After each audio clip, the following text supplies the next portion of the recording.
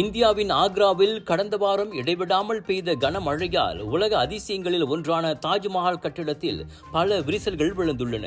தாஜ்மஹாலின் சுவர்களிலும் தரையிலும் ஆங்காங்கே விரிசல்கள் காணப்படுவது வைரலான வீடியோக்களிலும் புகைப்படங்களிலும் தெரிகிறது. பிரதான குவிமாடத்தின் சுவர்களில் செடிகள் முளைத்து விரிசல்களின் வழியே மழை நீர் கசியும் காட்சிகளும் வெளியாகியுள்ளன.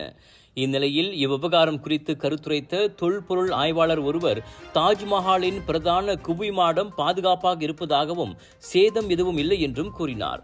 எனினும் குவிமாடத்தில் நீர் கசியும் இடங்களும் விரிசல்கள் ஏற்பட்டுள்ள பகுதிகளும் அணுக்கமாக கண்காணிக்கப்பட்டு வருகின்றன.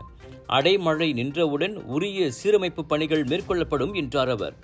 கனமழையால் தாஜ்மஹால் தோட்டங்களில் ஒன்று வெள்ளத்தில் மூழ்கியதை காட்டும் வீடியோக்களும் வெளியாகி சுற்றுப்பயணிகள் மத்தியில் கவலையை ஏற்படுத்தியது குறிப்பிடத்தக்கது.